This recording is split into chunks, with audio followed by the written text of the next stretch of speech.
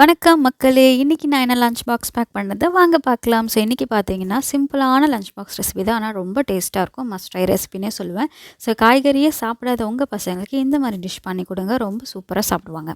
So இன்னைக்கு vegetable stuffed parotta தான் செய்ய போறேன். ஸோ இது வந்து ஒரே ஒரு கேரட், ஒரு உருளைக்கிழங்கு, ஒரு வெங்காயம் வச்சு நான் செய்றேன். கொஞ்சமா செய்றதுனால. உங்களுக்கு வேணா நீங்க இன்னும் கூட நெறைய தக்காளி, பச்சை மிளகாய் இது எல்லாத்தையும் ஆட் பண்ணிக்கலாம். பெரியவங்களுக்கு சேர்க்கலாம். ஸோ என் பசங்களுக்கு வந்து காரம் பிடிக்காது. ஸோ அதனால நான் இந்த மாரி செய்றேங்க.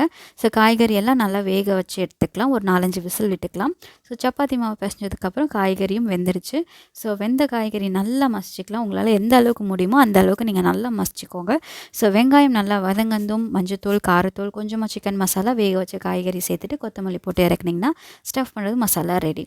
ஸோ சப்பாத்தி மாவு வந்து உருட்டி நீங்கள் வந்து ஸ்டஃப் பண்ணி பரோட்டாவும் உருட்டி பண்ணலாம்.